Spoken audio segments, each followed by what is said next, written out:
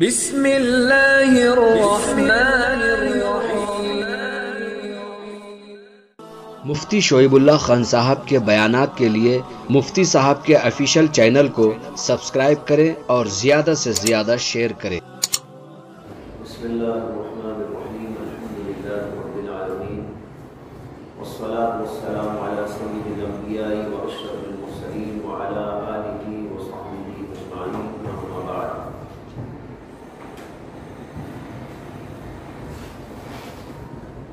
کل کے سبق میں آپ کے سامنے حدیث رسول صلی اللہ علیہ وسلم کا پہلا جملہ انما الاعمال بالنیات کی تشریح کی گئی۔ اس کے بعد اس میں دوسرا جملہ ہے وَإِنَّمَا لِامْرِئٍ مَّا نَوَىٰ، جس کا ترجمہ یہ ہے کہ بس آدمی کو وہی ملتا ہے جس کی وہ نیت کرتا ہے۔ جو نیت کرے گا اس کے مطابق اس کو ملے گا، جو نیت اچھی ہوگی تو اچھا اور بری ہوگی تو برا۔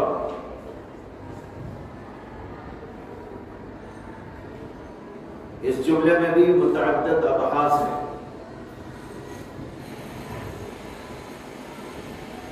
پہلی بحث یہ ہے کہ حدیث کے پہلے جملے میں اور اس جملے میں کیا فرق ہے معنوی لحاظ سے۔ لفظ کا فرق تو ہے، وہ تو معلوم ہے، انما الاعمال بالنیات پہلا جملہ ہے، وَإِنَّمَا لِامْرِئٍ مَّا نَوَىٰ دوسرا جملہ ہے۔ پہلے جملے میں فرمایا گیا ہے کہ اعمال کا دار و مدار نیتوں پر ہے، اور دوسرے میں ہے کہ آدمی کو وہی ملتا ہے جس کی وہ نیت کرتا ہے۔ تو یہاں سوال یہ پیدا ہوتا ہے کہ پہلے جملے سے کیا مقصد ہے اور دوسرے سے کیا مقصد؟ اس کے جواب میں بعض علماء نے تو یہ کہا کہ دونوں کا مطلب ایک ہے اور یہ تاکید کے لیے آیا۔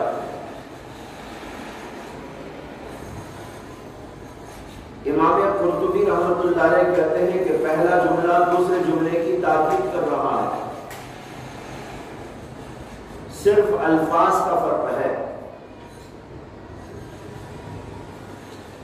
اور یہی بات امام خطابی نے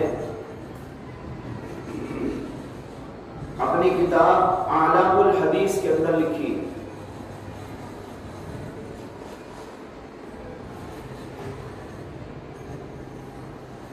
یہ بات آپ کو معلوم ہے کہ بسا اوقات ایک ہی بات کو دوبارہ دہرانے کا مقصد تاکید ہوتا ہے۔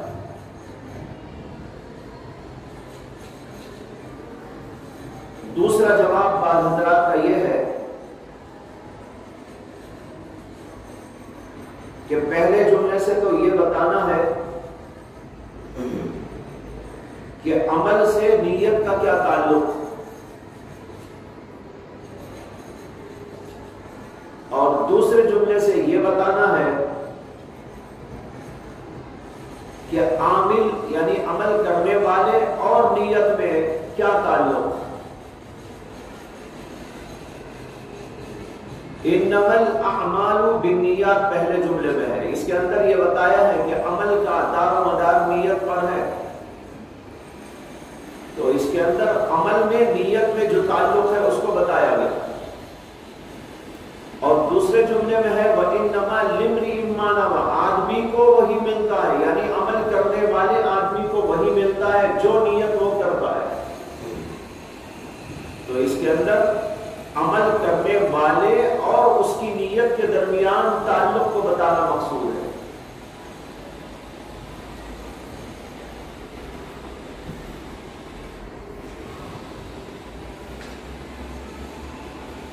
امام نووی رحمۃ اللہ علیہ نے اس کا ایک جواب یہ دیا ہے کہ پہلے جملے میں تو عمل اور نیت دونوں کے تعلق اور ربط کو بتایا گیا ہے، اور دوسرے جملے میں یہ بتایا گیا ہے کہ ہر عمل کے لیے الگ الگ متعین نیت ہونی چاہیے۔ وَإِنَّمَا لِامْرِئٍ مَّا نَوَىٰ، آدمی کو وہی ملتا ہے جس کی بطور خاص وہ نیت کرتا ہے۔ اگر کئی عمل اس سے سرزد ہو رہے ہیں تو ہر عمل کی الگ الگ نیت ہونی چاہیے۔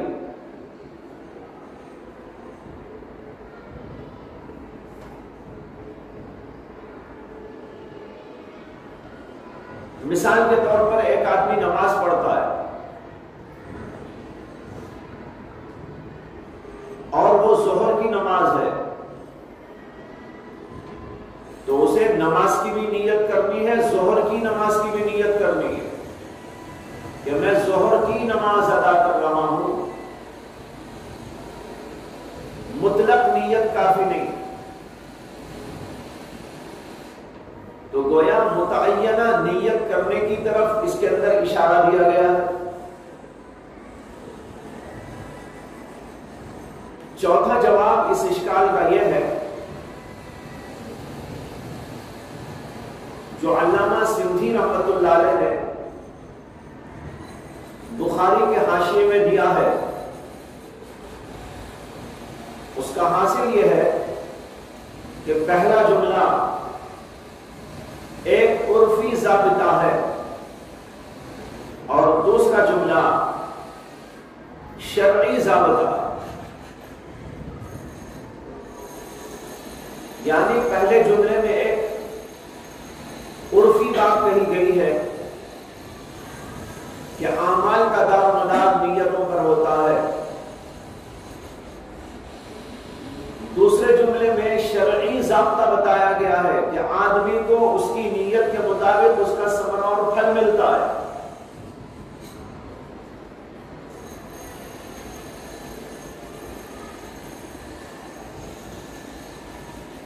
بہرحال مختلف انداز سے اس سوال کا جواب دیا گیا ہے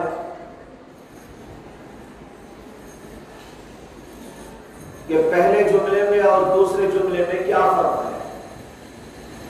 بعضوں نے تو دونوں کو ایک ہی معنی پر محمول کیا اور دوسرے لوگوں نے دونوں کو الگ الگ معنی پر محمول کیا، اور الگ الگ معنی پر محمول کرنے والوں نے الگ الگ انداز سے بات کہی ہے۔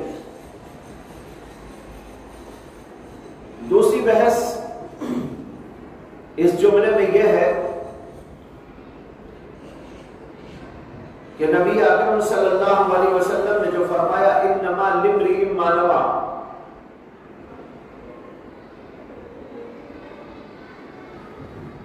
آدمی کو وہی ملتا ہے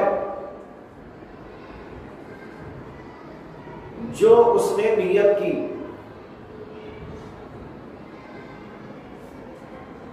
یعنی اس کو اس کی جزا ملتی ہے۔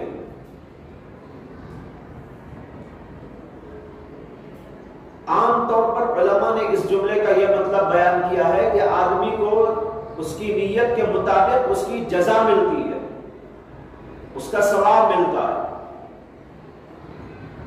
بری نیت ہوگی تو اس کی سزا ملتی ہے۔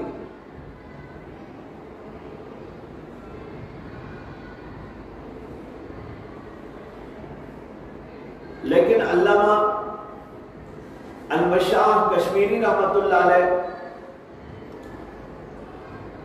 اس میں ایک اور رائے رکھتے ہیں۔ وہ فرماتے ہیں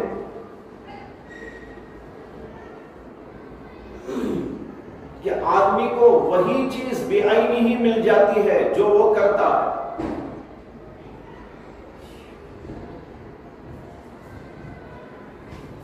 تو جمہور علماء نے تو اس کا مطلب یہ بیان کیا کہ آدمی کو اس کی نیت کے مطابق جزا سزا ملتی ہے، اور علامہ انور شاہ کشمیری کہتے ہیں کہ بعینی ہی وہی چیز مل جاتی ہے جس کی وہ نیت کر کے کام کرتا ہے۔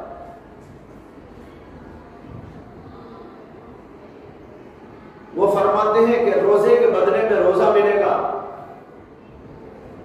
نماز کے بدلے میں نماز ملے گی، ذکر کے بدلے میں وہاں ذکر ملے گا، بعینی ہی وہی چیز مل جائے گی۔ لیکن اس کے اوپر آپ کو اشکال ہوگا کہ بھائی نماز پڑھ کے یہاں سے گئے تھے، وہاں ہم کو نمازی دے دی گئی، یہاں سے ہم محنت کر کے گئے تھے، جو محنت کر کے گئے تھے بعینہ وہی چیز ہم کو مل گئی، تو کیا لینا دینا، کیا فائدہ ہوگا؟ اس کے بدلے میں جزا ملتی تو الگ بات تھی۔ جمہور نے تو وہی بات کہی تھی، لیکن علامہ انور شاہ کشمیری کہتے ہیں کہ بعینہ وہی چیز مل جائے۔ رہا یہ سوال کہ وہی چیز مل گئی تو اس کو لے کر کرنا کیا ہے، اس کا جواب وہ دیتے ہیں کہ وہی چیز ملے گی، مگر آپ نے دنیا میں نماز ادا کی تھی اور وہ آخرت کے اندر اپنے شایان شان ملے گی۔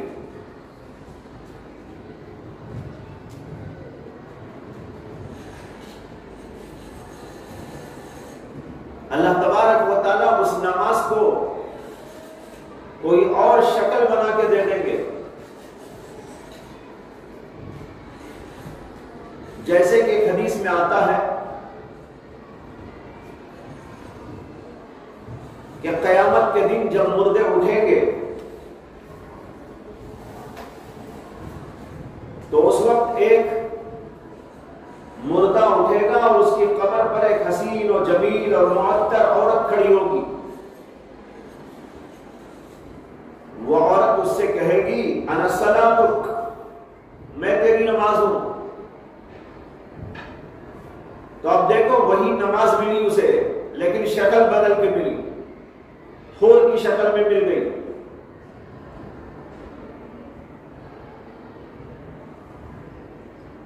ایک اور آدمی اٹھے گا جو فاسق اور فاجر ہوگا، اس کی قبر پر ایک بدبودار، بدصورت اور خطرناک عورت کھڑی ہوگی۔ وہ اس سے پوچھے گا کہ تو کون ہے؟ وہ عورت کہے گی کہ میں تیری وہ دنیا ہوں جس سے تو محبت کرتا تھا، اور میری وجہ سے تو نے اللہ کو بھلا دیا تھا۔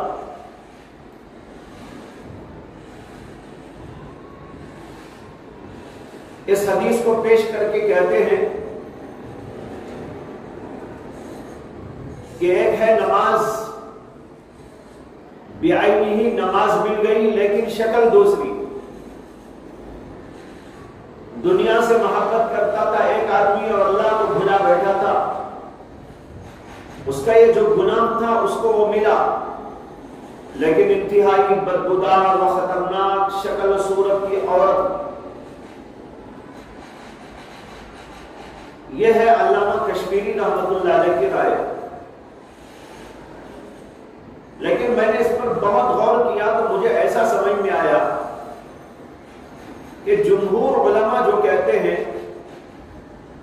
اس میں اور اس میں کوئی بظاہر فرق نہیں ہے، بات گھوم گھام کے وہی چلی جاتی ہے۔ اسے کہ جمہور نے کہا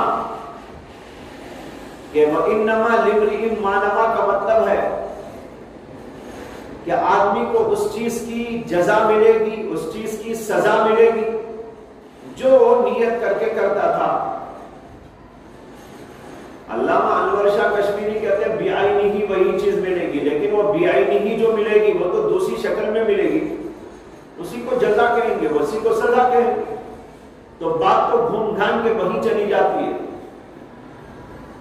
اب اگر اللہ تبارک و تعالیٰ کسی کے ایمان کی وجہ سے اس کو جنت دے رہے ہیں تو کہہ سکتے ہیں کہ وہ جنت اس کے ایمان کی شکل ہے، لیکن بہرحال وہ ملی جنت تو جنت میں گیا، وہی اس کا بدلہ، وہی اس کی جزا، اور وہی اس کے لیے انعام، وہی اس کے لیے ثواب۔ تو بہرحال یہ بات طے ہے کہ مختلف شکلوں میں اللہ تبارک و تعالیٰ جزا عطا فرمائیں گے اور مختلف شکلوں میں سزا عطا فرمائیں گے۔ اس لیے جو جمہور علماء نے کہا ہے اس سے الگ رائے قائم کرنے کی مجھے نہیں سمجھ میں آتا کہ بظاہر کیا ضرورت ہے، بات گھوم گھام کر وہیں پر آ جاتی ہے۔ واللہ تعالی عالم۔ اس کے بعد آگے حدیث کا جو جملہ ہے، دیکھو اللہ کے نبی علیہ السلام نے پہلے تو ایک اصولی بات فرما دی، انما الاعمال بالنیات وانما لامرئ ما نوى۔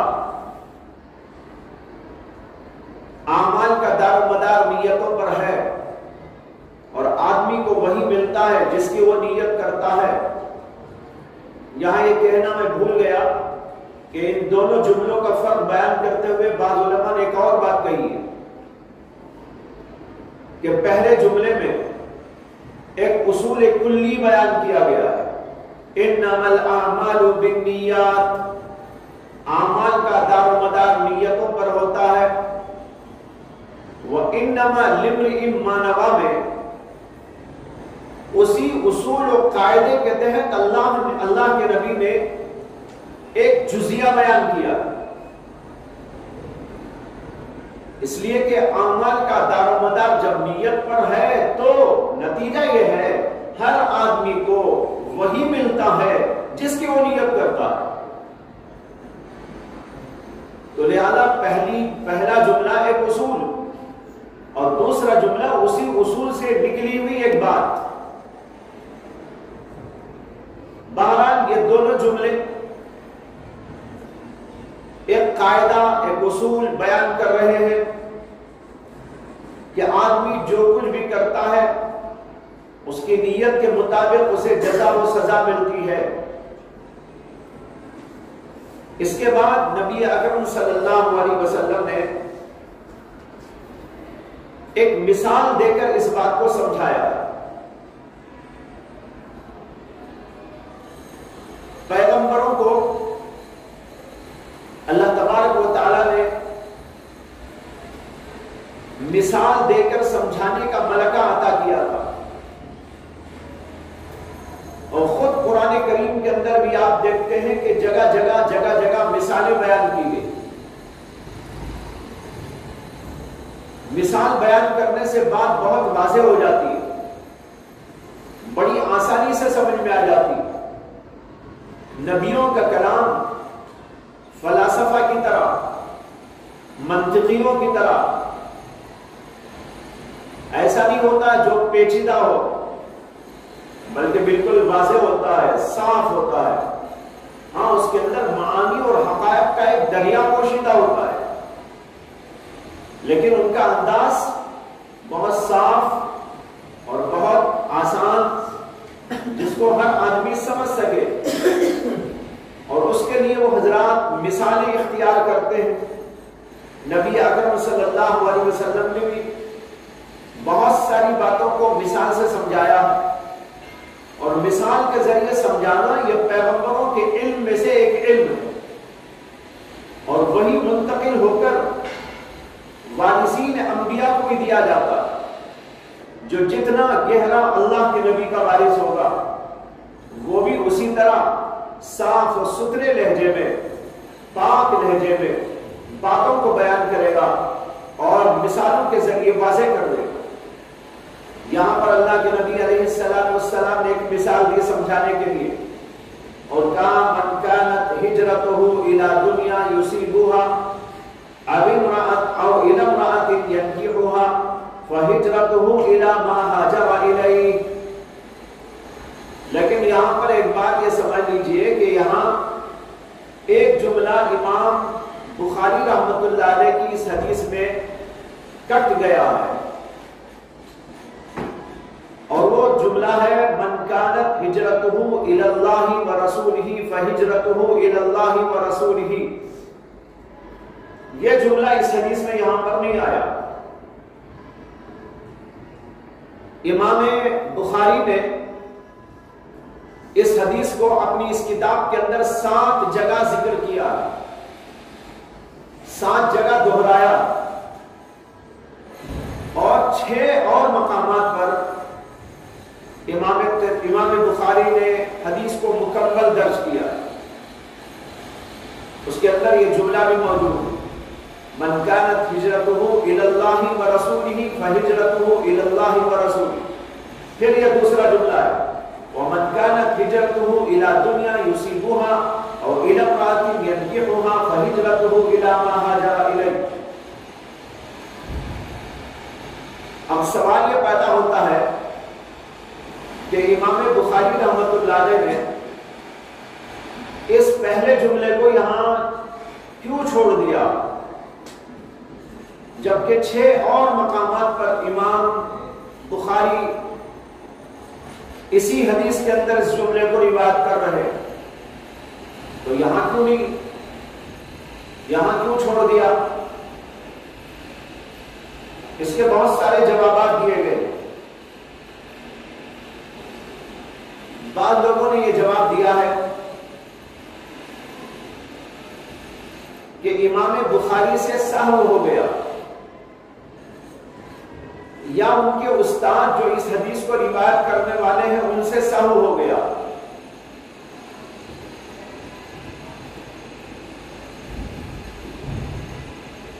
تو بعض لوگ یہ کہتے ہیں کہ یا تو سہو امام بخاری سے ہوا ہے، اور کچھ لوگ کہتے ہیں کہ سہو امام حمیدی سے ہوا ہے جو امام بخاری کے استاد ہیں۔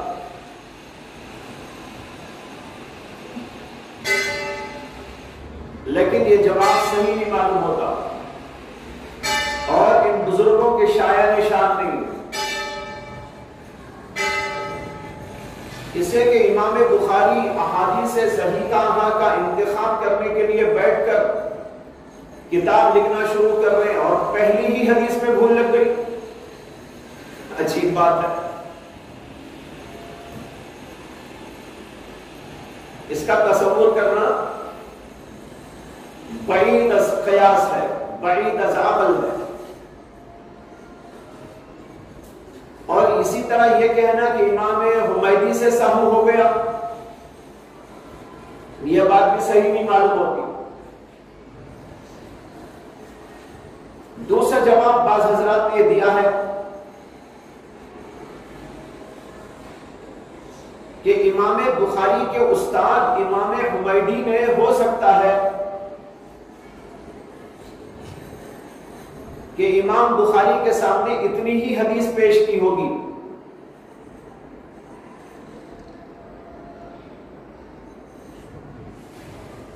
اور دیگر اساتذہ سے جو انہوں نے اس حدیث کو سنا تو انہوں نے مکمل روایت کیا۔ تو امام بخاری نے حمیدی سے جتنا سنا اس کو یہاں روایت کر دیا، اور دوسرے اساتذہ سے جو سنا مکمل طور پر تو اس کو دوسری جگہ پر درج کر دیا۔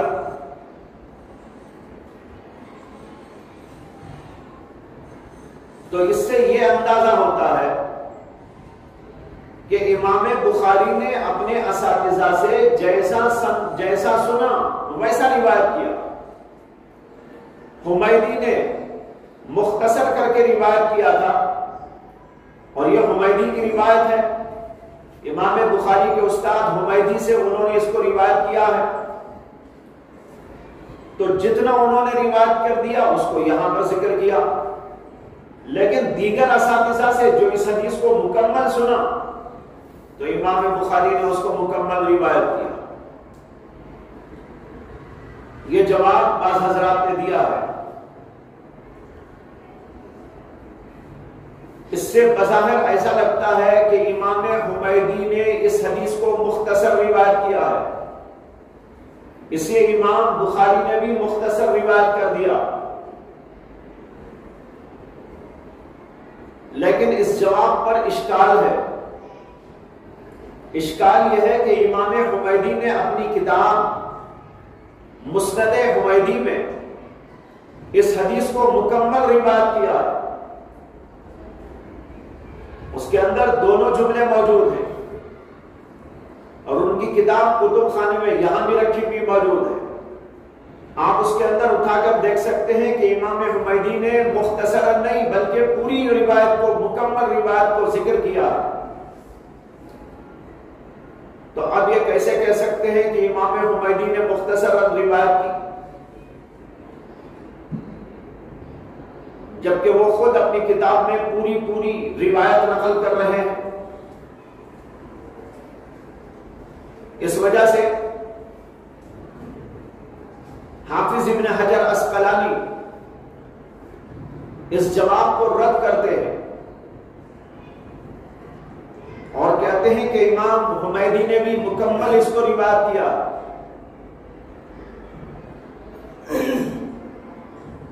تو اب پھر گھوم گھام کے سوال کھڑا ہو جاتا ہے کہ جب تمام اساتذہ نے مکمل روایت کیا، امام حمیدی نے بھی مکمل حدیث بیان کی، تو پھر امام بخاری نے کیوں چھوڑ دیا؟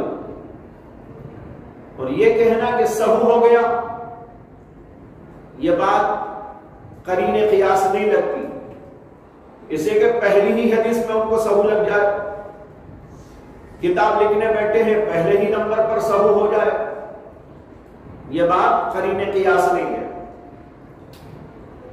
تیسرا جواب یہ ہے کہ امام بخاری نے امام حمیدی سے تو مکمل حدیث سنی تھی اور لوگوں سے بھی مکمل سنی تھی، لیکن امام بخاری نے خرم فی الحدیث کر دیا ہے. خرم کے معنی آتے ہیں کان چھانٹ.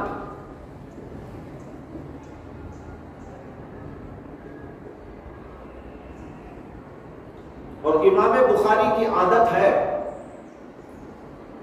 کہ وہ حدیث کے اندر خرم کرتے ہیں، یعنی ایک حدیث میں اگر کئی جملے ہیں تو الگ الگ کر کے بھی ان کو بیان کر دیتے ہیں. جس جملے کی ضرورت ہے اس کو لاتے ہیں، جس کی ضرورت نہیں سمجھتے اس کو نہیں لاتے. لہذا یہاں جتنا ضروری سمجھا اس کو انہوں نے ذکر کیا اور باقی کو دوسری جگہ پر روایت کیا.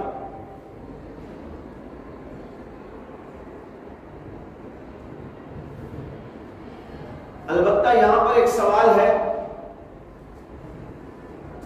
کہ حدیث کے اندر خرم جائز ہے کہ نہیں. اس کے اندر علماء کا شدید اختلاف ہے. بعض ائمہ حدیث اس کو ناجائز قرار دیتے ہیں، لیکن جمہور علماء کے نزدیک اس کی اجازت ہے. لیکن اس کے اندر شرط ہے. شرط یہ ہے کہ خرم فی الحدیث کرنے والا آدمی بہت بڑا عالم فاضل ہو اور خرم کے نتیجے میں ایسا نہ ہو کہ بات ادھوری رہ جائے. ایسا کانٹ چھانٹ کیا کہ ادھوری بات رہ گئی تو یہ جائز نہیں ہے. بات ہو مکمل اور وہ آدمی خرم کرنے والا عربی زبان پر پوری قدرت و طاقت رکھتا ہو، عربی زبان کے اسرار و رموز سے واقف ہو، تو ایسا آدمی اگر ضرورت کے مطابق کوئی جملہ لے لے، کوئی جملہ چھوڑ دے تو اس کی اجازت ہے. جمہور علماء کا یہی مسلک ہے اور امام بخاری بھی اسی کے قائل ہے. لہذا امام بخاری نے خرم فی الحدیث کرتے ہوئے یہاں پر ایک جملہ چھوڑ دیا. یہ جواب سب سے زیادہ معقول ہے.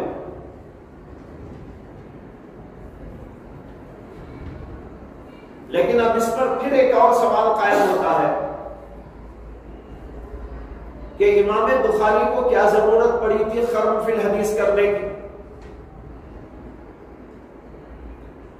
کیوں چھوڑ دیا انہوں نے اس جملے کو؟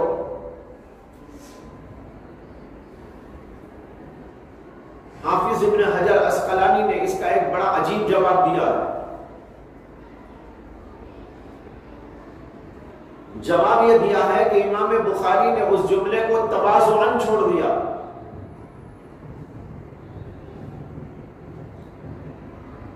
یہ تواضع کی بھی عجیب قسم ہے کہ تواضع میں آ کر حدیث کا ایک جملہ چھوڑ دیا. حافظ ابن حجر اس کی تفصیل جو بیان کرتے ہیں وہ یہ ہے کہ یہاں پر 2 جملے تھے حدیث میں. من كانت هجرته الى الله ورسوله فهجرته الى الله ورسوله. جو آدمی اللہ کے لیے ہجرت کرتا ہے، اللہ کے رسول کے لیے ہجرت کرتا ہے، وہ تو واقعی اللہ کے لیے اور اللہ کے رسول کے لیے کرتا ہے. امام بخاری نے اس جملے کو اس لیے چھوڑ دیا کہ ان کو یہ خیال ہوا کہ کتاب لکھتے ہوئے میں جب یہ لوگوں کو بتا رہا ہوں تو کہیں ایسا نہ ہو کہ میرے اندر بڑائی آ جائے کہ میں بھی یہ کتاب لکھ رہا ہوں، اللہ کے لیے لکھ رہا ہوں، رسول کے لیے لکھ رہا ہوں. اس لیے انہوں نے تواضعاً اس جملے کو چھوڑ دیا.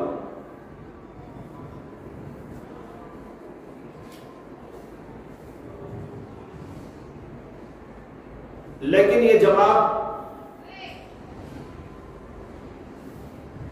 ابن حجر نے تو دیا ہے، لیکن حجر کی طرح مضبوط نہیں ہے. ابن حجر نے تو جواب دیا ہے لیکن حجر کی طرح مضبوط نہیں ہے. اگر ایسا محض تواضع کی وجہ سے چھوڑنا پڑے تو پوری حدیثیں ہی چھوڑ دے. پھر اس میں کوئی دعویٰ بھی تو نہیں ہے حدیث کے نقل کرنے میں، تو اسی دعوے کی کوئی شکل ہوتی تو بھی الگ بات تھی. تو اس لیے جواب کچھ زیادہ مضبوط نظر نہیں آتا.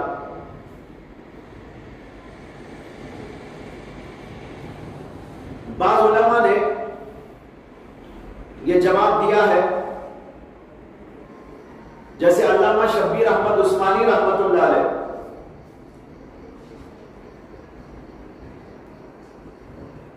ان کا کہنا ہے کہ اعمال خیر کی 3 قسمیں ہوتی ہیں. یہ جواب ذرا تفصیلی ہے. یہ جو ابھی عرض کیا جا رہا ہے یہ جواب کی تمہید ہے. کہتے ہیں کہ اعمال خیر کی 3 قسمیں ہیں. ایک کو طاعت کہتے ہیں، ایک کو قربت کہتے ہیں، ایک کو عبادت کہتے ہیں. طاعت کے معنی ہے نیکی، بھلائی. جیسے آپ لوگ یہاں پڑھنے بیٹھے ہیں تو یہ طاعت میں لگے ہوئے ہیں. اور قربت، اللہ تعالیٰ سے قربت پانے والا عمل اور وہ نیکی جو بنا کسی واسطے کے اللہ کی قربت کی دلیل ہوتی ہے، جیسے ذکر اللہ، تلاوت کلام اللہ. جب آدمی تلاوت کرتا ہے، ذکر کرتا ہے، بلا کسی درمیانی واسطے کے وہ اللہ سے قریب ہوتا ہے. اور ایک ہے عبادت، جیسے نماز، روزہ، حج، زکات، جس کی شکلیں مقرر ہیں. ذکر اور تلاوت کی شکلیں مقرر نہیں، لیکن عبادت کی شکلیں مقرر ہوتی ہیں. تو یہ 3 قسم کی نیکیاں ہیں. ایک کو کہتے ہیں طاعت، ایک کو کہتے ہیں قربت، اور ایک کو کہتے ہیں عبادت. علامہ شبیر احمد عثمانی کہتے ہیں کہ ان 3 میں سے طاعت پر اجر کے لیے نہ نیت ضروری ہے، نہ معرفت خداوندی ضروری ہے.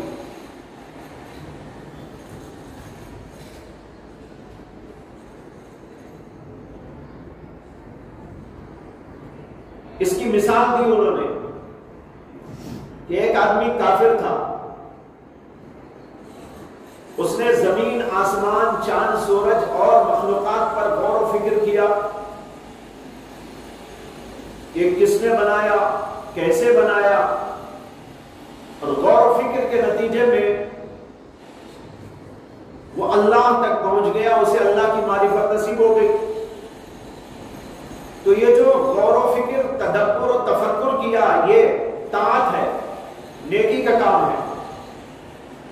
لیکن اس نیکی کے کام کے واسطے نہ نیت شرط ہے اور نہ معرفت۔ معرفت تو بعد میں ملے گی اسے، اللہ کی معرفت۔ دوسری چیز ہے عبادت۔ عبادت کے اندر نیت کرنا شرط ہے، جیسے کہ پہلے تفصیل سے گزر گیا۔ اور تیسری چیز ہے قربت۔ قربت کے کاموں میں نیت شرط نہیں ہے، لیکن معرفت خداوندی ضروری ہے۔ ایک آدمی ذکر اللہ کرنا چاہتا ہے، نیت کرے نہ کرے ذکر ہوتا رہے گا۔ تلاوت کی نیت کرے یا نہ کرے، لیکن تلاوت کرے گا تو تلاوت اس کی ہو جائے گی۔ لیکن یہ تلاوت کرنے والا اور ذکر اللہ کرنے والا اللہ کا جاننے والا ہونا چاہیے، اللہ کو پہچانتا ہو، وہ اللہ کا ذکر کرے گا، چاہے نیت ہو یا نہ ہو، دونوں صورتوں میں اس کو اجر و ثواب مل جائے گا۔ جب یہ تین باتیں آپ نے سمجھ لی تو علامہ شبیر احمد عثمانی کہتے ہیں کہ امام بخاری نے یہاں پر یہ چاہا کہ طالب علموں کو یہ بتائے کہ تمہارا پڑھنا یہ از قبیل قربت ہے، تمہارا پڑھنا، احادیث کا پڑھنا یہ از قبیل قربت ہے، جس میں نیت کرنا بھی ضروری نہیں، صرف اللہ کی معرفت کا ہونا ضروری ہے۔ اسے تم چاہے تو بغیر نیت کے پڑھ لو، لیکن بری نیت نہ کرو۔ نیت نہ کرو، کوئی مذائقہ نہیں، لیکن کوئی غلط نیت، بےہودہ نیت، دنیا کی نیت پڑھنے سے نہ کرو۔ تو پہلے جملے میں حدیث پاک میں یہ آیا تھا، من كانت هجرته الى الله ورسوله وهجرته الى الله ورسوله، جو اللہ کے لیے ہجرت کرتا ہے، اللہ کے رسول کے لیے ہجرت کرتا ہے، اس کی ہجرت تو اللہ اور اللہ کے رسول کے لیے ہوتی ہے۔ اس جملے کو نکال کر امام بخاری بتانا چاہ رہے ہیں کہ بھائی تم پڑھنے کے اندر نیت چاہے نہ کرو اللہ کی رسول کی، تب بھی تم کو ثواب مل جائے گا، لیکن ایک بات ضروری ہے، وہ یہ ہے کہ بری نیت نہیں ہونی چاہیے۔ پڑھنے میں تمہاری نیت اگر اللہ کو پانے کی بھی نہیں ہے تو بھی یہ نیت تو نہ کرو کہ میں دنیا پاؤں، مجھے دنیا مل جائے، دنیا کی شہرت مل جائے، دنیا کی عزت مل جائے، دنیا کا مال و متاع مل جائے، یہ نیت نہ کرو۔ اس لیے دوسرا جملہ لائے، اس کے اندر وہی مضمون آیا، من کانت ہجرتہ الی دنیا، جو دنیا کی طرف ہجرت کرتا ہے کہ وہ اس کو کمائے گا، اب او الی امرأۃ، یا کسی عورت کی طرف ہجرت کر کے جاتا ہے کہ اس سے نکاح کروں گا، تو اس کی ہجرت تو ویسے ہی ہے جیسی اس نے نیت کی۔ اس لیے تم اس پڑھنے میں چاہے اللہ اور اللہ کے رسول کو پانے کی نیت نہ کرو، تب بھی ثواب تم کو مل جائے گا، لیکن بری نیت نہ ہونا تمہارے لیے شرط ہے۔ اس لیے اس موقع پر امام بخاری نے پہلا جملہ چھوڑ دیا، دوسرے جملے کو لے آئے۔ یہ علامہ شبیر احمد عثمانی کی رائے اور ان کا خیال ہے۔ یہ ظاہر بات ہے کہ امام بخاری رحمۃ اللہ علیہ جب تک خود نہیں بتائیں گے ہم نہیں بول سکتے۔ اگر امام بخاری کسی کو ملے، ان سے پوچھا جائے کہ حضرت آپ نے ایسا کیوں فرمایا، اب ان کے ذہن پہ کیا ہے وہ ہم کو نہیں معلوم۔ اب سمجھنے والے اپنے اپنے انداز سے باتیں بیان کر رہے ہیں۔ حضرت شیخ الحدیث مولانا زکریا صاحب رحمۃ اللہ علیہ کا یہ واقعہ میں نے بعض اپنے اساتذہ سے سنا۔ حضرت شیخ الحدیث صاحب جب بخاری شریف پڑھاتے تھے تو وہ بھی مختلف باتیں بیان کرتے تھے۔ امام بخاری نے یہ باب پہلے اس لیے ذکر کیا ہے، اس کے بعد یہ دوسرا باب اس لیے لائے ہیں، تیسرا باب اس لیے لائے ہیں، اس باب کو لانے سے ان کا مقصد یہ ہے، اس باب کو لانے سے ان کا خیال یہ ہے، یہ اس کے لیے قائم کیا ہے، وہ اس کے لیے قائم کیا ہے، وغیرہ وغیرہ، جیسے کہ عام طور پر بیان کیا جاتا ہے، بیان کیا کرتے تھے۔ کہتے ہیں کہ ایک بار خواب نظر آیا، خواب کے اندر میں نے دیکھا کہ میں ایک طرف بیٹھ کے بخاری شریف پڑھا رہا ہوں اور اس کے اندر یہی سب باتیں بیان کرتا جا رہا ہوں، اور دوسری طرف ایک اور حلقہ ہے اور وہ ہے محمد رسول اللہ صلی اللہ علیہ وسلم کا حلقہ۔ آپ وہاں پر تشریف فرما ہے اور صحابہ بھی ہیں، علماء بھی ہیں، مشائخ بھی ہیں، اور انہی میں امام بخاری بھی بیٹھے ہوئے ہیں۔ جب میں ادھر بیٹھ کر بیان کر رہا ہوں اور یہ کہہ رہا ہوں کہ امام بخاری نے یہ باب اس لیے باندھا ہے اور اس کی وجہ سے انہوں نے یہ حدیث یہاں پر درج کی ہے اور ان کا یہ مقصد ہے، ان کا یہ منشا ہے اور ان کا یہ خیال ہے، تو اتنے میں امام بخاری وہیں پر کھڑے ہو گئے۔ کھڑے ہو کر اللہ کے رسول صلی اللہ علیہ وسلم سے کہا، یا رسول اللہ، میرا تو یہ مقصد نہیں تھا، میرا کوئی مطلب نہیں تھا، یہ آدمی میرے اوپر جھوٹ بول رہا ہے۔ یہ حضرت شیخ نے واقعہ دیکھا، خواب دیکھا، اس کے بعد کہتے تھے کہ میں بہت محتاط ہو گیا اس کے بعد، اس لیے کہ یہ تو لوگوں کے خیالات ہیں، ہو سکتا ہے صحیح ہو سکتا ہے صحیح نہ بھی ہو۔ بہرحال جب بات علمی آتی ہے تو اس طرح کی تحقیقات سامنے آتی ہیں، اور اس سے بھی بہت سے علوم ہمارے سامنے آتے رہتے ہیں، جو مشائخ نے، علماء نے جد و جہد کی، محنت کی، اجتہاد کیا، مختلف علوم فنون نکالے، بیان کیے، اس سے بھی ہم کو بہت ساری باتیں معلوم ہوتی رہتی ہیں۔ جیسے ابھی آپ کے سامنے 3 قسم کے اعمال اور ان 3 قسم کے اعمال کے الگ الگ احکام بتائے گئے، تو یہ نکتے ہم کو سمجھ میں آ گئے۔ باقی یہ کہ امام بخاری نے واقعی اسی وجہ سے ایسا کیا، ظاہر بات ہے یہ بولنا تو مشکل بات ہے، کوئی حتمی بات نہیں ہے، بہرحال ایک رائے، ایک نظریہ یہ ہے۔ تو میں نے کہا تھا کہ اس حدیث میں پورا تو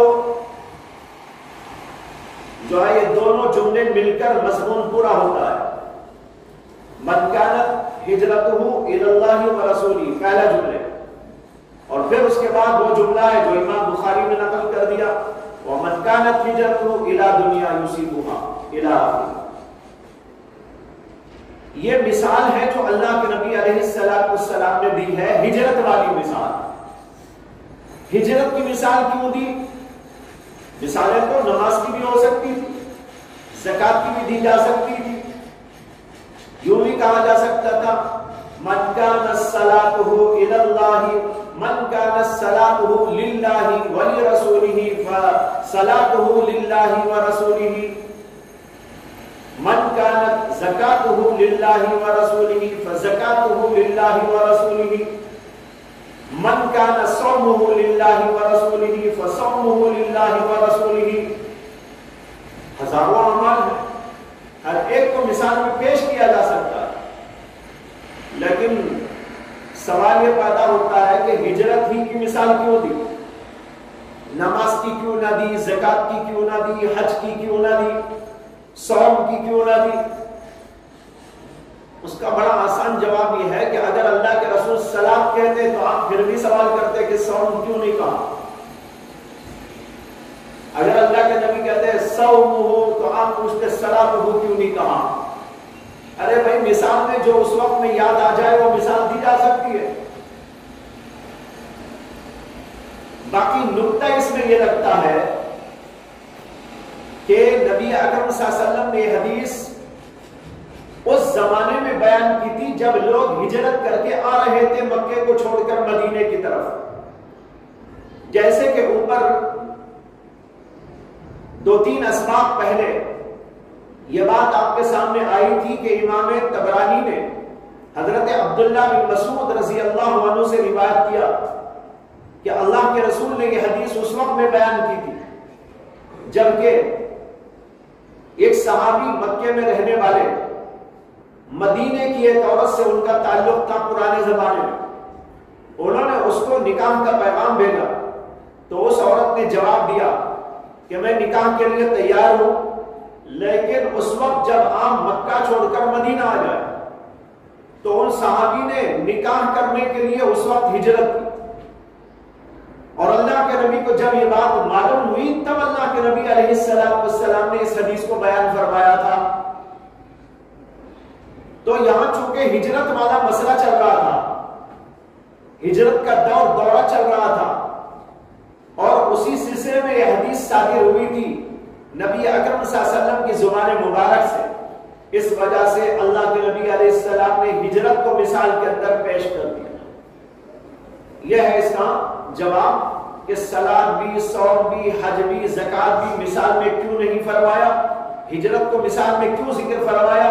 اس لیے کہ وہاں مسئلہ ہجرت ہی کا تھا کہ ایک صحابی نے ایک عورت سے ہجرت کرنے کے نکاح کرنے کے لیے ہجرت کی تھی، اور اسی کے لیے تنبیہ کرنے اللہ کے نبی نے حدیث بیان کی تھی. لہذا یہ موقع ہجرت ہی کے مسئلے کو پیش کرنے کا تھا. تو اس میں بتا دیا نبی اکرم صلی اللہ علیہ وسلم نے مثال دے کر، ہجرت جیسی عظیم چیز، ہجرت جیسا عظیم ترین عمل، وہ بھی اگر اللہ کے لیے، اللہ کے رسول کے لیے ہے تب وہ قابل اعتبار ہے. وہ اللہ کے لیے ہے، اللہ کے رسول کے لیے ہے. لیکن اتنا بڑا یہ عمل بھی اگر دنیا کی خاطر ہو جائے، کسی عورت سے شادی رچانے کے لیے ہو جائے، دنیا کمانے کے لیے ہو جائے، تو پھر یہ بیکار ہو جاتا ہے. اللہ کے ہاں اس کا کوئی اعتبار نہیں رہتا. یہ مثال دے کر سمجھا دیا. لہذا اب تمام چیزوں پر یہ مثال چلے گی. نماز پر چلے گی، روزے پر چلے گی، حج پر چلے گی، زکات پر چلے گی، پڑھنے پر چلے گی، پڑھانے پر چلے گی، تصنیف پر چلے گی، تعلیم پر چلے گی، وعظ پر چلے گی، تبلیغ پر چلے گی. ایک آدمی تبلیغ میں نکلے، تبلیغی کام کرے، ایک آدمی پڑھنے کے لیے مدرسے کو آئے، ایک مولانا پڑھانے کے لیے درس میں بیٹھے، سب پر یہ مثال چلے گی. اللہ کے لیے پڑھتے ہیں، اللہ کے لیے پڑھاتے ہیں، اللہ کے لیے دعوت اللہ میں جاتے ہیں، اللہ کے لیے تبلیغی خدمت کرتے ہیں، اللہ کے لیے تصنیف و تالیف کرتے ہیں، تب تو واقعی قابل قبول و قابل اعتبار. لیکن اگر تمہارا مقصد پڑھنے میں، تمہارا مقصد پڑھانے میں، تمہارا مقصد لکھنے میں، تمہارا مقصد تصنیف و تالیف میں، تمہارا مقصد دعوت و تبلیغ میں دنیا کا ہو گیا، تو پھر اللہ کے نزدیک کسی چیز کا اعتبار نہیں. یہ سمجھا دیا اس حدیث پاک میں محمد عربی صلی اللہ علیہ وسلم. اب یہاں پر ایک بات یہ سمجھ لیجئے، پہلی بات کہ ہجرت کسے کہتے ہیں. حجر یحجر، اس کے معنی ہے کسی چیز کو ترک کر دینا، چھوڑ دینا.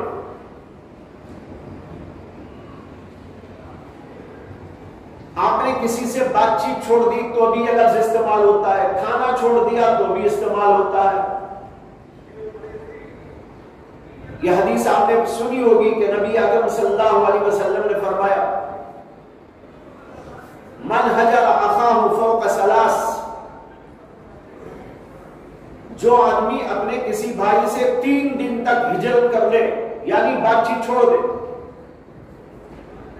اور ایک حدیث میں یہ آیا، لا يحل ان يهجر اخاه فوق ثلاث، 3 دن سے زیادہ اپنے مسلمان بھائی سے بات چیت چھوڑ دینا جائز نہیں. تو یہاں پر یہی لفظ استعمال کیا گیا. تو ہجرت کے لغوی معنی آتے ہیں چھوڑ دینا،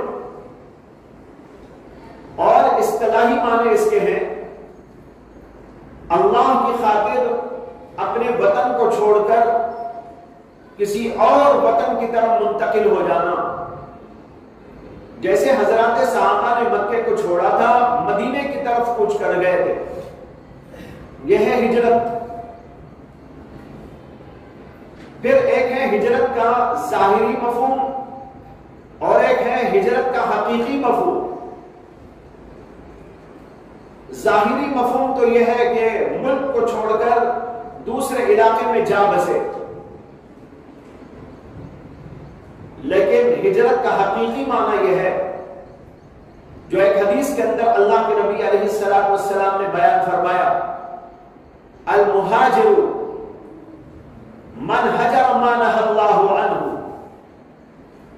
المهاجر من حجر ما نهى الله عنه.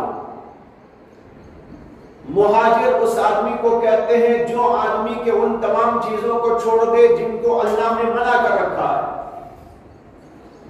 جن جن چیزوں سے اللہ نے منع کیا، جن چیزوں کو حرام قرار دیا، ناجائز قرار دیا، ان تمام چیزوں کو چھوڑ دینا، یہ ہے حقیقی ہجرت.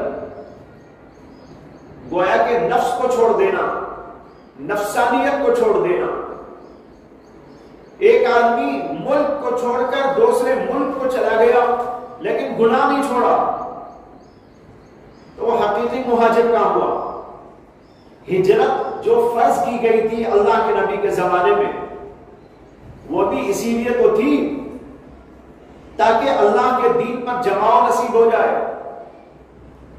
اس لیے کہ کسی ملک کے اندر حالات ناسازگار ہو، وہاں اللہ کے دین پر چلنا مشکل ہو جا رہا ہو، وہاں سے ہجرت کر کے آدمی دوسری جگہ اس لیے جاتا ہے تاکہ دین پر مستقیم ہو جائے، دین کے اوپر جماؤ پیدا ہو جائے، دین پر چلنا اس کے لیے آسان ہو جائے، اللہ کے تمام احکام کے اوپر وہ بڑی آسانی سہولت کے ساتھ میں چل سکے. اس لیے مکے کو چھوڑ کر صحابہ کرام مدینہ گئے تھے، اس لیے کہ مکے کی فضا میں اللہ کے دین کے اوپر چلنے میں مشکلات پیش آ رہی تھی. اس لیے ان کو حکم دیا گیا جہاں بھی جا سکتے ہو جاؤ، اور جا کر وہاں پر رہو دین کے اوپر استقامت کے ساتھ. مدینے کی طرف کوچ کرنے کا آرڈر آ گیا. لیکن ایک آدمی جو ہے ایک ملک سے دوسرے ملک کو گیا لیکن گناہ نہیں چھوڑا، تو فائدہ کیا ہوا؟ ارے دین پر چلنے کے لیے تو ہجرت ہے، دین ہی نہیں چھوڑا، یہ صورتاً ہجرت ہوئی. ملک کو چھوڑ کر دوسرے ملک کو چلا گیا، صورتاً ہجرت ہو گئی، لیکن حقیقی ہجرت نہیں ہوئی. حقیقی ہجرت یہ ہے کہ آدمی نفس کو دبا کر گناہوں سے اپنے آپ کو بچائے، اپنے آپ کو اللہ کے دین کے اوپر مستقیم رکھ لے. یہ ہے سب سے بڑا مہاجر. جیسے جہاد کے بھی دو معنی آتے ہیں، ایک جہاد ظاہری اور ایک جہاد حقیقی. ظاہری جہاد تو یہ ہے کہ دشمن کا مقابلہ کرے، دشمن کا مقابلہ کرے، میدان جنگ میں اتر جائے، ہتھیارات کو لے کر کود جائے اور اپنے دشمن کا مقابلہ کرے. لیکن حقیقی جہاد یہ ہے، اور اس کو بھی ایک حدیث کے اندر نبی اکرم صلی اللہ علیہ وسلم نے بیان کیا ہے، اس کو کہتے ہیں نفس کا جہاد. نفس سے جہاد کرنا، گناہوں سے اپنے آپ کو بچانا. یہ نفس ہمارا سب سے بڑا دشمن ہے. ہم باہر کے دشمن سے تو لڑنے چلے گئے لیکن اپنے دشمن، اپنے پاس والے دشمن کو چھوڑ دیا اور اس کی بات مانتے چلے جا رہے ہیں. وہ کہہ رہا ہے یہ گناہ کرو، کر لیتے ہیں. وہ کہتا ہے یہ دیکھو تو دیکھ لیتے ہیں. وہ کہتا ہے یہ چھو لو تو چھو لیتے ہیں. وہ کہتا ہے یہ کھا لو تو کھا لیتے ہیں. وہ کہتا ہے یہ سن لو تو سن لیتے ہیں. جو نفس بولتا ہے کرتے ہیں، اللہ کی نافرمانی میں لگے رہتے ہیں، اپنے دشمن کا مقابلہ نہیں کر رہے جو دشمن کے تمہارے پہلو میں موجود ہے. اسی لیے ایک حدیث کے اندر جو ہے دشمن کے مقابلے کے لیے جانے کو جہاد اصغر کہا گیا اور نفس سے مقابلہ کرنے کو جہاد اکبر قرار دیا گیا. تو بہرحال اسی طریقے پر ہجرت کے بارے میں سمجھ لیجئے کہ ایک ہجرت ہے ملک کو چھوڑ کر دوسرے ملک کو چلا جانا، ضرورت پر وہ فرض بھی، جیسے کہ اللہ کے نبی کے زمانے میں فرض کر دیا گیا تھا ہجرت کرنے کو. لیکن اب بعد کے دوروں میں عام حالات میں یہ فرض نہیں ہے. ضرورت ہو تو ہو سکتا ہے کبھی ہمارے اوپر بھی فرض ہو جائے، وہ الگ بات. لیکن جو اصلی مہاجرت ہے وہ یہ ہے کہ اپنے نفس کو گناہوں سے باز رکھو. اللہ نے جن جن چیزوں کو چھوڑنے کا حکم دیا ہے ان چیزوں کو چھوڑ دو. اور یہ ہجرت تو ہر وقت آپ کرتے رہنا، صبح بھی، شام بھی، دوپہر بھی، چلتے ہوئے بھی، پھرتے ہوئے بھی، ہر وقت نفس کے ساتھ جہاد بھی ہے اور ہر وقت آپ کی ہجرت بھی جاری. یہ تو ہوئے ہجرت کے بارے. یہ تھی پہلی بحث. دوسری بحث یہاں پر یہ ہے کہ اس جملے میں من كانت هجرته الى الله ورسوله فهجرته الى الله ورسوله ومن كانت هجرته الى دنيا يصيبها او امرأة ينكحها فهجرته الى ما هاجر اليه. اس میں ایک ہے مبتدا، ایک ہے خبر. من كانت هجرته الى الله ورسوله، یہ ہوا مبتدا. یہ مبتدا متضمن معنی شرط ہے اور دوسرا جملہ اس کی خبر ہے فَهِجْرَتُهُ إِلَى اللَّهِ وَرَسُولِهِ، اور یہ متضمن معنی جزا کو ہے. آپ نے کہیں پڑھا ہوگا مبتدا میں اگر ایسا لفظ آ جائے جو شرط کے معنی دیتا ہے تو مبتدا متضمن معنی شرط اور پھر اس کی ایک جزا بھی ہوتی ہے. اب آپ اسے مبتدا خبر بولیں یا شرط کو جزا بولیں، دونوں باتیں صحیح ہیں. من كانت هجرته الى الله ورسوله، یہ ہوئی شرط. فهجرته الى الله ورسوله، یہ خبر یا جزا. اسی طرح دوسرے جملے میں من كانت هجرته الى دنیا او امرأة، یہاں تک کا جملہ مبتدا یا شرط. فهجرته الى ما هاجر الیہ، یہ اس کی جزا یا اس کی خبر. جب آپ نے سمجھ لیا تو اب سوال ہے کہ مبتدا بنائیں یا جو ہے شرط بنائیں، مبتدا خبر بنائیں یا شرط و جزا بنائیں. دونوں میں یہ ضروری ہوتا ہے کہ مبتدا اور خبر میں مغایرت ہو، شرط و جزا میں بھی مغایرت ہو. مبتدا خبر ایک ہی چیز نہیں ہو سکتے، اسی طرح شرط و جزا ایک ہی چیز نہیں ہو سکتے. دونوں کے درمیان فرق ہونا چاہیے. مثال کے طور پر آپ اگر کہنا چاہتے ہیں کہ اگر تو کھڑا ہوا تو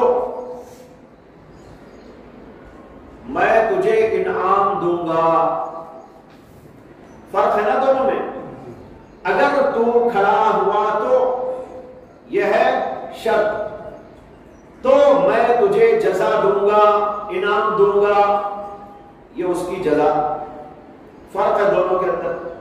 لیکن اگر کسی نے کہا اگر تو کھڑا ہوا تو تو کھڑا ہوا، اگر تو بیٹھا تو تو بیٹھا، آپ کہیں گے یہ کیا جملہ ہے؟ اگر تو کھڑا ہوا تو تو کھڑا ہوا، اگر تو بیٹھا تو تو بیٹھا. یہ مبتدا خبر میں یا شرط و جزا میں تغایر نہیں پایا جا رہا، جبکہ مبتدا اور خبر میں تغایر کا ہونا ضروری ہے. اسی طرح شرط و جزا میں بھی تغایر کا ہونا ضروری ہے. لیکن یہاں پر دونوں باتیں ایک جیسی نظر آ رہی ہیں، تو پھر یہ جملہ صحیح کیسے ہو گیا؟ جبکہ ہم جانتے ہیں کہ جملہ محمد رسول اللہ صلی اللہ علیہ وسلم کا جملہ ہے اور اللہ نے آپ کو جوامع الکلم دے کر بھیجا تھا اور آپ دنیا کے سب سے زیادہ فصیح تر انسان ہیں. اللہ کے کلام کے بعد سب سے زیادہ فصاحت و بلاغت تو اللہ کے نبی علیہ السلام کے کلام کے اندر پائی جاتی ہے. تو پھر اللہ کے نبی علیہ السلام کے کلام کے اندر اس طرح کی بات جو پیش آ رہی ہے اور اشکال ہو رہا ہے، اس کا جواب کیا؟ اس کے بہت سارے جوابات دیے گئے. پہلا جواب علامہ ابو الفتح القشیری نے دیا اور اسی طرح علامہ ابن دقیق العید نے دیا.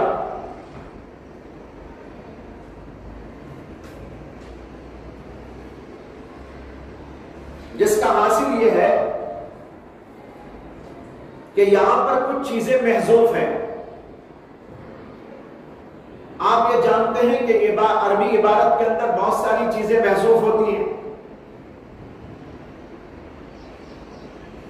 جیسے آپ کہتے ہیں بسم اللہ الرحمن الرحیم، اللہ کے نام کے ساتھ جو بڑا مہربان ہے، نہایت رحم والا ہے. اب یہاں با کے ساتھ کوئی نہ کوئی تعلق رکھنے والی چیز ہوگی، وہ محذوف ہے. اس لیے اس کا ترجمہ کرتے ہوئے بعض لوگ لکھتے ہیں شروع اللہ کے نام سے. اب یہ شروع جو ہے نا یہ محذوف ہے. یہاں الشروع بسم اللہ الرحمن الرحیم، یعنی تو اشرع بسم اللہ الرحمن الرحیم، افعل بسم اللہ الرحمن الرحیم، آکل بسم اللہ الرحمن الرحیم، اقرأ بسم اللہ الرحمن الرحیم. کچھ نہ کچھ تو لگانا پڑے گا. میں کھاتا ہوں، میں پیتا ہوں، میں سوتا ہوں، میں جاگتا ہوں، میں پڑھتا ہوں، میں تلاوت کرتا ہوں، میں کتاب پڑھتا ہوں، یہ کرتا ہوں اللہ کے نام کے ساتھ. تو دیکھو محذوفات عربی زبان کے اندر ہوا کرتے ہیں. اسی طریقے پر یہاں پر بھی محذوف ہے. کیا محذوف ہے؟ وہ کہتے ہیں کہ اصل عبارت یہ تھی من كانت ہجرته الى اللہ ورسولہ قصدا ونیتا.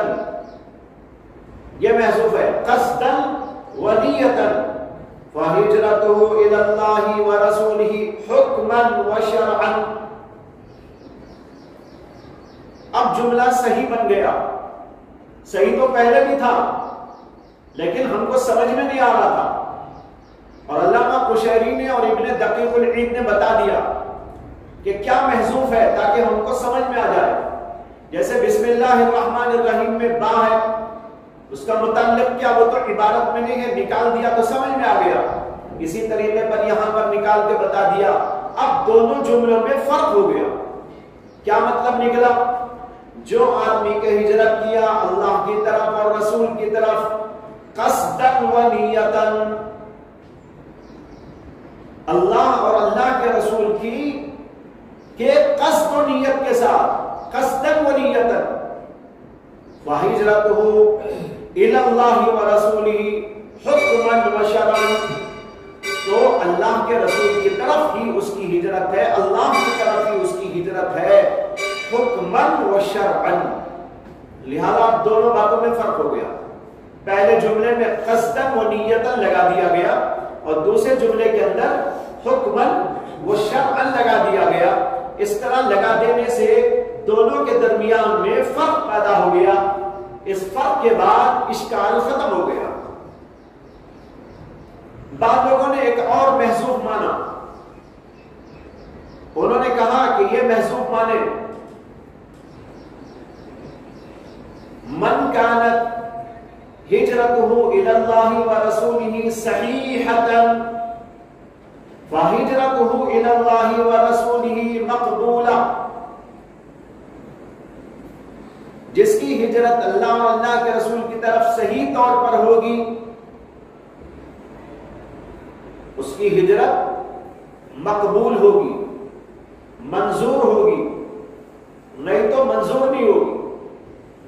یا یوں بھی کہہ سکتے ہیں من كانت ہجرته الى اللہ ورسولہ قصدا ونیتا فہجرته الى اللہ ورسولہ صحیحۃ ومقبولۃ.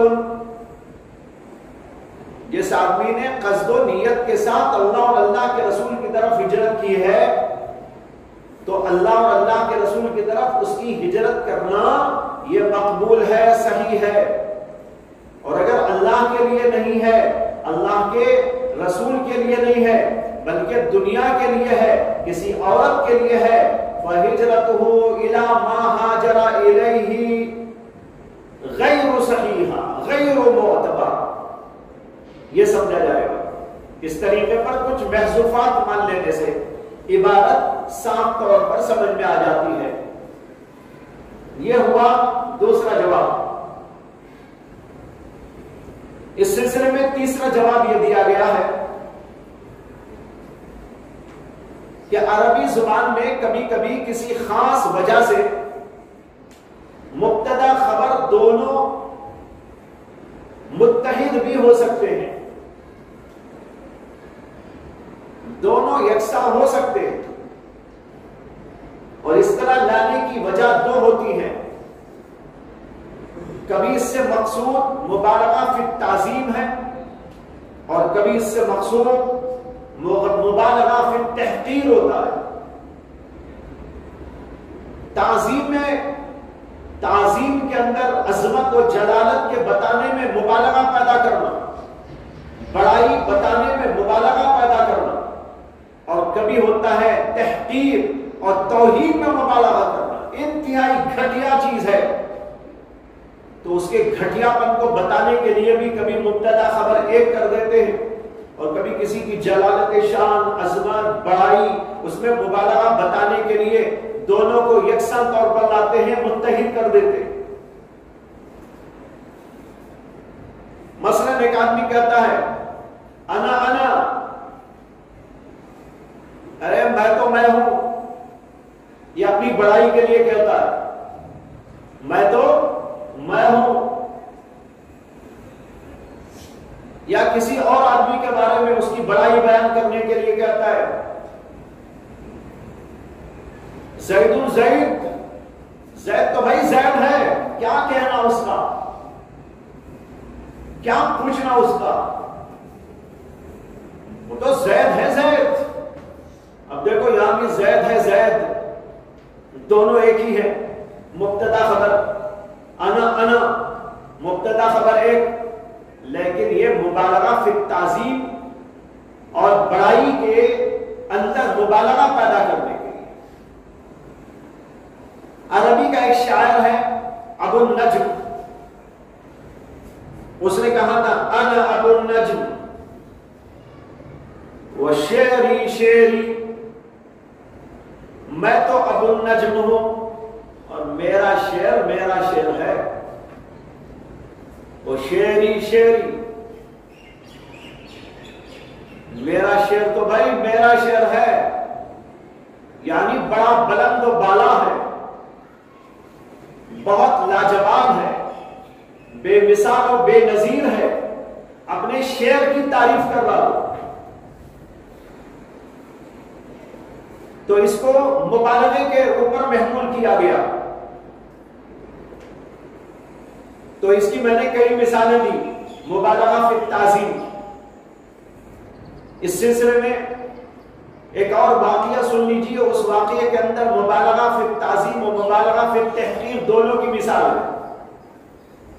کہا جاتا ہے کہ ہارون الرشید اپنے زمانے خلافت کے اندر حج کرنے کے لیے گئے، کعبۃ اللہ میں حج کے دوران میں انہوں نے دعائیں کی، ان دعاؤں میں سے ایک دعا ان کی یہ تھی اللہم انا انا وانت انت، اللہم انا انا وانت انت، اے اللہ میں تو میں ہوں اور آپ تو آپ ہیں۔ اب دیکھو مبتدا خبر دونوں ایک ہیں، انا انا میں تو میں ہوں، انت انت اور آپ تو آپ ہیں۔ اس میں اپنی تحقیر اور خدا کی بڑائی بیان کرنی مقصود ہے۔ اے میں تو میں ہوں، حقیر، فقیر، ذلیل، بندہ، وانت انت اور آپ تو آپ ہیں، زمین و آسمان کے خالق، تمام چیزوں کے مالک، سب پر حاوی، لا یسأل عما یفعل، جس کی شان ان اللہ علی کل شیء قدیر، ہر چیز پر قدرت و طاقت رکھنے والے، جبار، قہار، رزاق، علام، ساری صفاتوں کے مالک۔ اب دیکھو دونوں طرف کی بات آ گئی اس میں، انا انا میں تو میں ہوں، حقیر ہوں، ذلیل ہوں، فقیر ہوں، آپ کا بندہ ہوں، آپ کا غلام ہوں، وانت انت اور آپ کی ذات تو آپ کی ذات ہے۔ تو اس میں پہلے جملے میں مبالغہ فی التحقیر ہے اور دوسرے جملے کے اندر مبالغہ فی تعظیم ہے۔ اس واقعے سے یہ بات اچھی طرح سمجھ میں آ گئی. جب آپ نے سمجھ لیا کہ مبالغے کے لیے ایسا کیا جا سکتا ہے تو پھر اشکال ختم ہو گیا. اس حدیث کے اندر بھی وہی مبالغہ ہے. اللہ کے رسول کہتے ہیں کہ من کانت ہجرتہ الی اللہ ورسولہ فہجرتہ الی اللہ ورسولہ. جس آدمی نے ہجرت کی اللہ کے لیے، اللہ کے رسول کے لیے، تو بھائی اس کی ہجرت تو اللہ کے لیے ہے، اللہ کے رسول کے لیے ہے. یعنی معمولی بات نہیں ہے، بہت عظیم الشان بات ہے. وہ بات کیا کہیں، بیان کرنے کے لیے الفاظ موجود نہیں.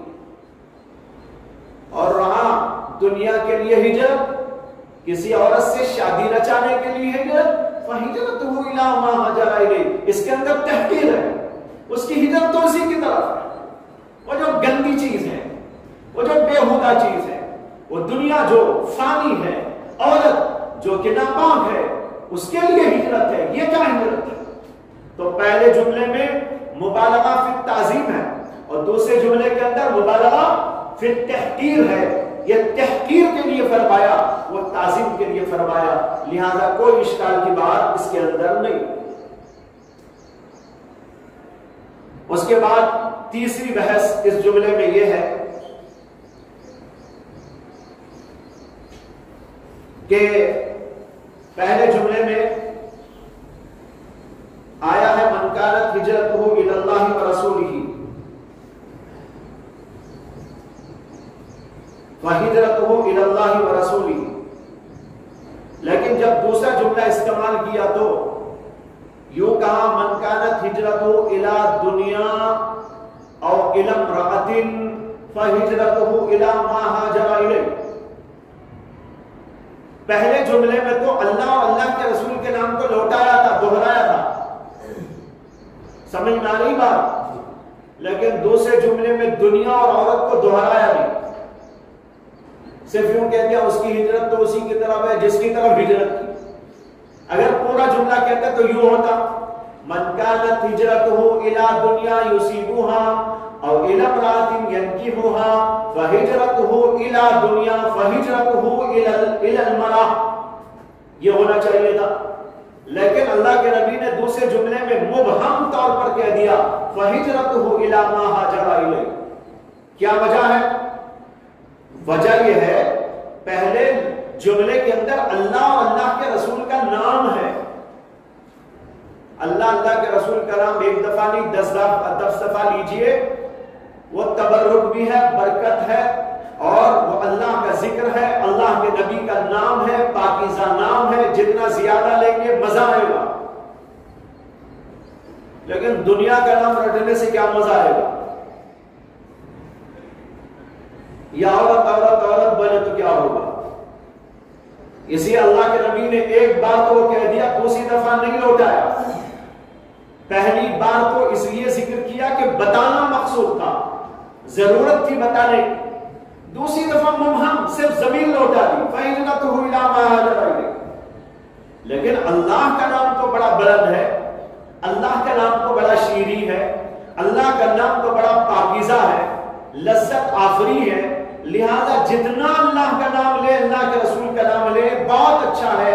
اس لیے اللہ کے نبی نے دوبارہ اس کو لوٹا ہے. من کانت ہجرتہ الی اللہ ورسولہ فہجرتہ الی اللہ ورسولہ دہرایا. لیکن دوسرے جملے میں ابہام کر کے چھوڑ دیا. یہ دنیا ناپاک اور یہ دنیا کی عورتیں، ان کا کیا بار بار نام لیا جائے. اللہ کے نبی علیہ السلام نے تحقیر کے طور پر ان کو مبہم طور پر رہنے دیا، دوبارہ ذکر نہیں کیا. کسی بزرگ کا جملہ ہے، انہوں نے کہا اللہ اللہ اینچی شیریت اینچے شیری استنام شیر و شکر شبت جانب تمام.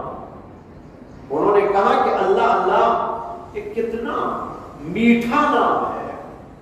اینچے شیری استنام، یہ کتنا شیری اور میٹھا نام ہے. شیر و شکر شبت جانم تمام. جب میں اللہ کا نام لیتا ہوں تو میری پوری جان میٹھی ہو جاتی ہے. یہ ہے اللہ کا نام، اسے تو بار بار لینا. اسی لیے حضرات صوفیہ، حضرات علماء، مشائخ کرام فرماتے رہتے ہیں جتنا اللہ کا ذکر ہو سکے کرتے رہو.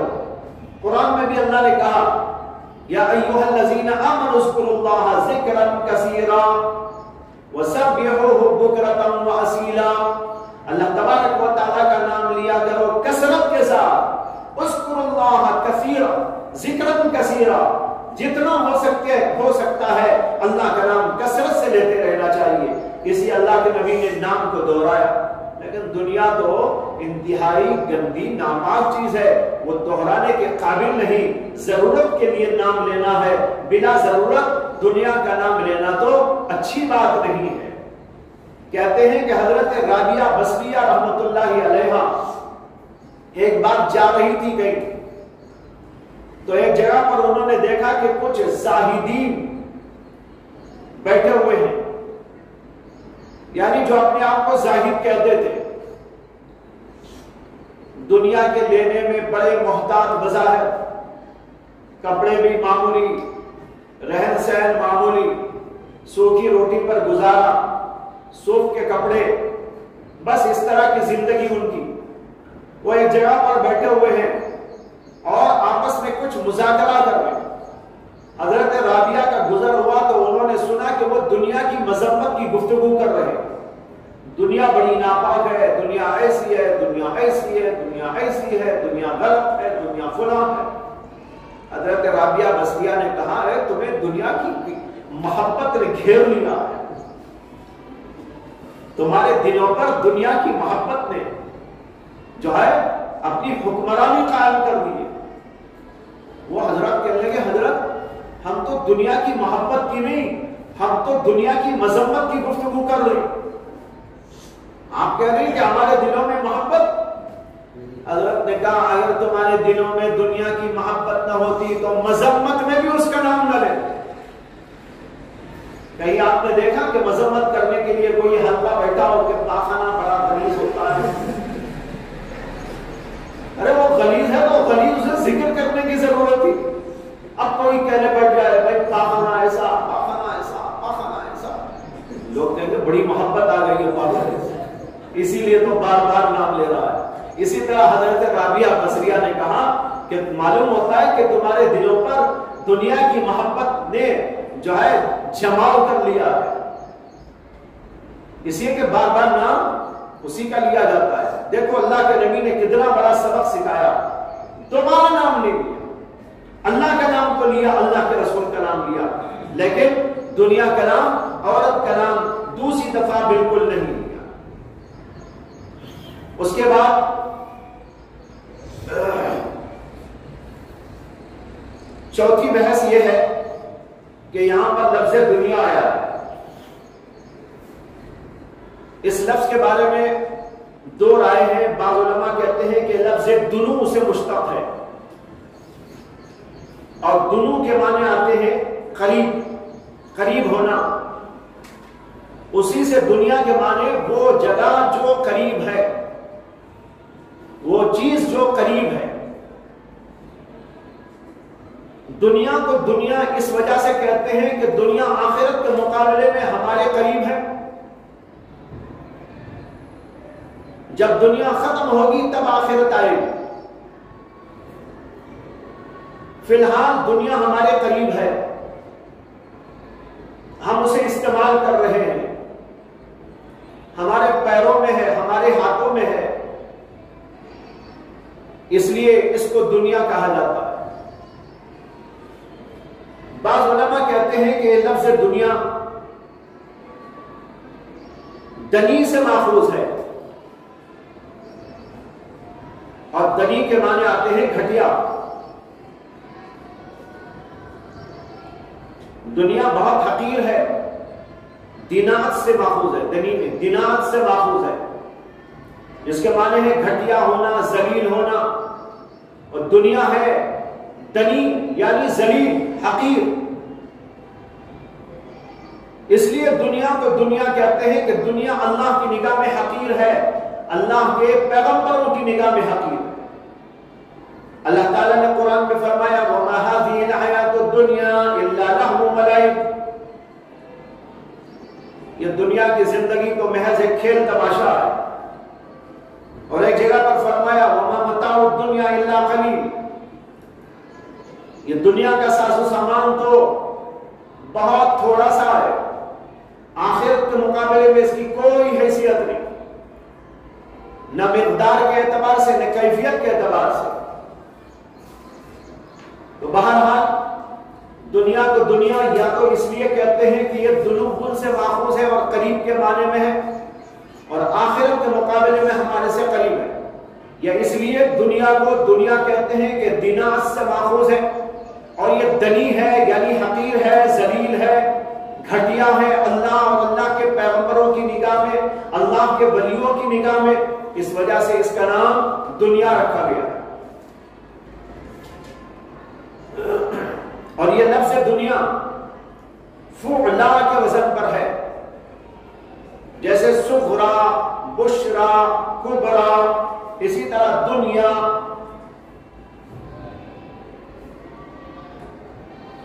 یہ لفظ غیر منصرف ہے۔ غیر منصرف ہونے کی وجہ یہ ہے کہ اس کے اندر اسباب مناسب میں سے لزوم تانیث موجود ہے، اور لزوم تانیث ایک سبب قائم مقام دو سبب کے ہوتا ہے، آپ نے نحوی کتابوں میں پڑھا ہوگا۔ اسباب مناسب 9 ہیں، یاد ہے کسی کو؟ اسباب مناسب 9 ہیں۔ کسی لفظ کو غیر منصرف بنانے کے لیے کم سے کم 2 ہونا چاہیے، لیکن بعض ایسے بھی ہیں کہ وہ ایک ہی 2 کے قائم مقام ہوتے ہیں، اور ان میں سے ایک لزوم تانیث بھی ہے، لہذا یہ لفظ لزوم تانیث کی وجہ سے غیر منصرف قرار دیا گیا ہے۔ اس کے بعد آخری بحث یہ ہے اس حدیث پاک میں کہ نبی اکرم صلی اللہ علیہ وسلم نے اس آخری جملے میں فرمایا من كانت هجرته الى دنیا يصيبها او الى امرأة ينكحها۔ سوال یہ ہے کیا عورت بھی دنیا میں داخل نہیں ہے؟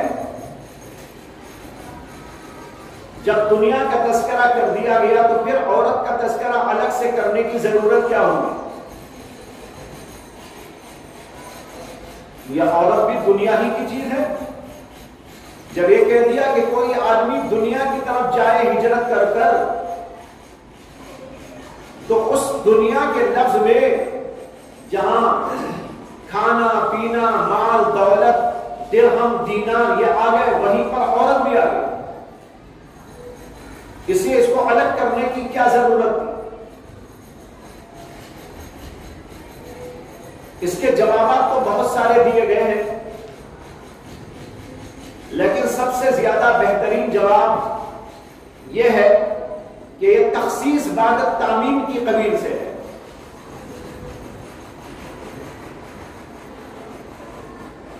تخصیص بعد تعمیم یعنی ایک عام بات ذکر کرنے کے بعد اسی میں کے ایک فرد کو تخصیص کر کے بتا دیا جاتا ہے۔ قرآن میں بھی اس طریقے پر آیا ہے، جیسے اللہ کہتے ہیں ان الذین آمنوا وعملوا الصالحات واقاموا الصلاة وآتوا الزکاة، جو لوگ ایمان لائے اور انہوں نے نیک اعمال کیے اور نماز قائم کی اور زکات ادا کی۔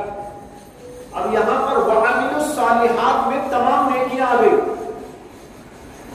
نماز بھی ہے اس میں، زکات بھی ہے، لیکن اس کے باوجود پھر اقاموا الصلاة وآتوا الزکاة الگ سے ذکر کیا، جبکہ وہ بھی صالحات میں داخل ہیں، اس لیے الگ سے ذکر کیا کہ ان کا الگ مقام تھا، ان کی الگ پوزیشن اور حیثیت تھی۔ تمام اعمال میں سب سے بڑی عبادت تو نماز ہے، اس کے بعد زکات ہے، اس لیے ان کو الگ سے مخصوص طور پر ذکر کر دیا گیا۔ اس طرح بہت جگہ ہوتا رہتا ہے، یہاں بھی اللہ کے نبی علیہ السلام نے عورت کا ذکر بطور خاص اس لیے کیا کہ عورت کا فتنہ دنیا کے تمام فتنوں میں سب سے زیادہ بڑا فتنہ ہے۔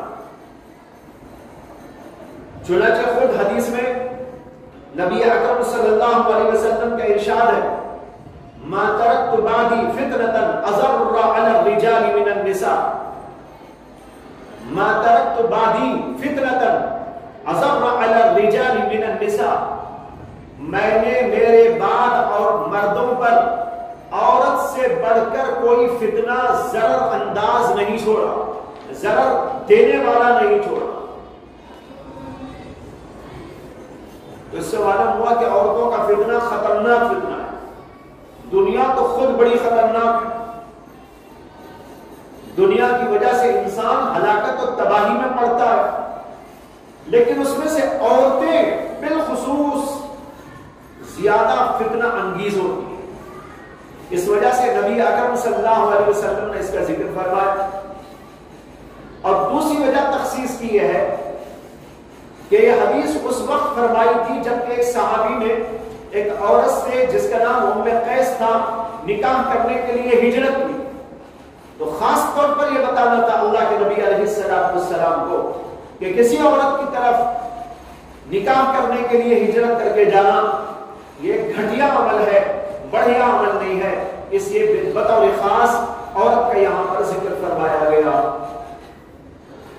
یہ تھے اس سلسلے کے مباحث جو آپ کے سامنے ذکر کر دیے گئے، اور پہلی حدیث کے تمام مضامین یہاں پر ختم ہو گئے۔ اس کے بعد اب دوسری حدیث شروع ہونے والی ہے جس کے اندر وحی کا تذکرہ موجود ہے، جو انشاءاللہ کل آپ کے سامنے پیش کی جائے۔